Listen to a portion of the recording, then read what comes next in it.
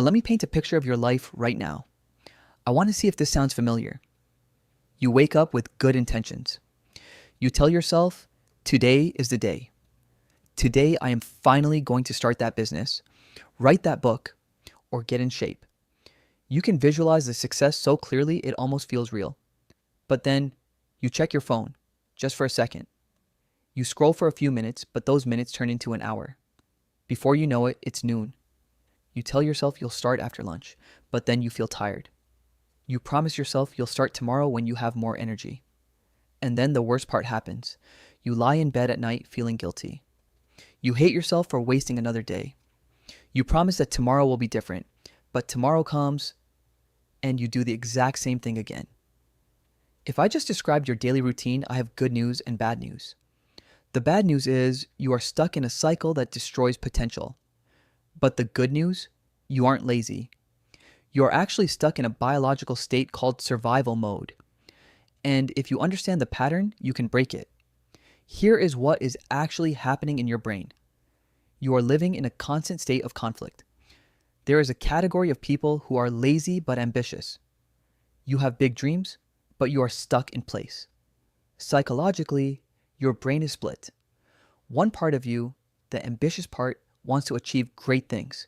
It dreams big. But the other part of you, the primitive part, wants safety. It wants comfort. It wants to protect you from failure. When you think about doing hard work, your brain doesn't see opportunity. It sees a threat. It sees the possibility of failure, rejection, and pain. And your brain is designed to avoid pain at all costs. So, what does it do?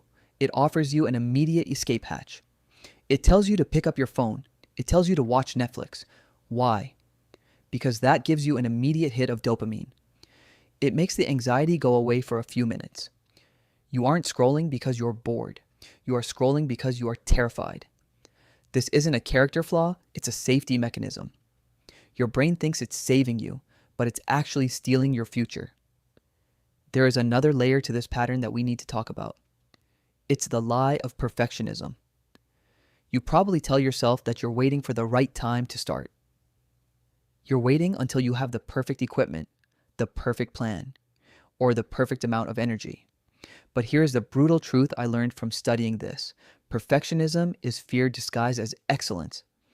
It is your brain giving you a noble excuse to never start. Because if you never start, you can never fail. As long as you stay in the dreaming phase, your idea remains perfect.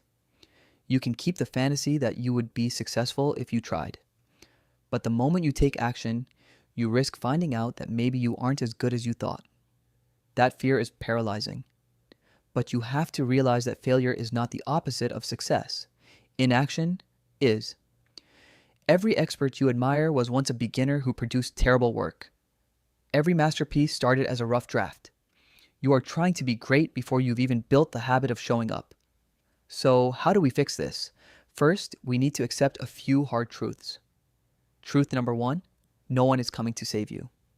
I used to think a mentor or a lucky break would come along and change my life. But the truth is, you are 100% responsible for your own success.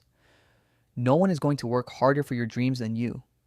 Truth number 2, discipline beats motivation every time. You are sitting around waiting to feel like working, but motivation is unreliable.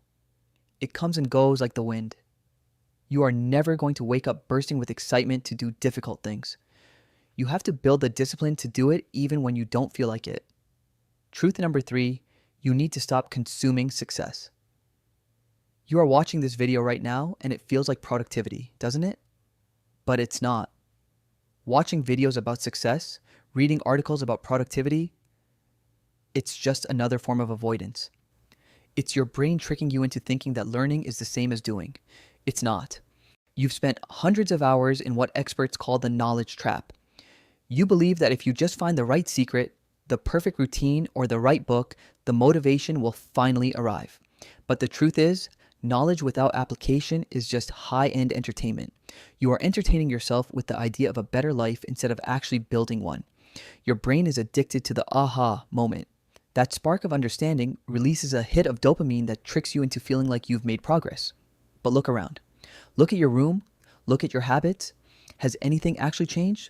Or are you just a more educated version of the same person who still can't get off the couch? This brings us to method 1, the kill the scroll strategy. We need to be honest. Right now, you are a puppet. Your environment is pulling your strings. Every time your phone glows, your brain reacts like a hungry animal hearing a bell. You don't have a focus problem, you have a distraction problem. You are trying to fight billion-dollar algorithms using nothing but your willpower. It's like bringing a knife to a nuclear war. You will lose every single time. So, make focus the only option. Put the phone in another room, lock it in a drawer. If you have to, imagine firing it out of a cannon into another dimension. The goal is to increase the friction between you and the distraction. If you have to walk across the house to check Instagram, you'll realize halfway there that you don't actually care that much about that post. Method 2. Lower the bar until it touches the ground. You have the vision of a skyscraper. You want the final product, the empire, the masterpiece, but you haven't even learned how to lay a single brick yet. When you look at the entire skyscraper, your brain enters survival mode. It sees the scale of the work and tells you to hide. Shutterstock, explore. Stop trying to be a hero. You are trying to pole vault over a 10-foot bar when you can't even jump a curb. Lower the bar. If you want to write a book, your goal today isn't a chapter, it's one sentence, just one. If you want to get in shape, don't try to survive a 1-hour workout. Just put on your gym shoes. That's it. If you put the shoes on and still want to quit, you have permission to quit. But I bet you won't. The hardest part of any task is the transition from doing nothing to doing something. Once the shoes are on, the resistance starts to crumble. Method 3. The 1% rule. We live in a culture of overnight success, but that is a lie. Real growth is boring. It is the result of tiny, microscopic wins repeated over and over. Think of it as a staircase made of pennies. 1 penny is worthless. 100 pennies is $1. 1,000,000 pennies is a fortune. If you improve by just 1% a day, you won't just be 365% better by the end of the year. Because of the power of compound interest, you will be 37 times better. You will be a completely different human being. But you only get there if you stop looking at the mountain and start looking at your next step. A snowball only becomes an avalanche if it keeps rolling. Listen to me. I want you to look across the chasm. On the other side is your future self. They are wearing the hero cape. They are holding the trophy. They are living the life that you are currently only dreaming about. They are begging you to take the first step. But between you and them stands a massive, jagged wall called resistance. Resistance is every excuse you've ever made.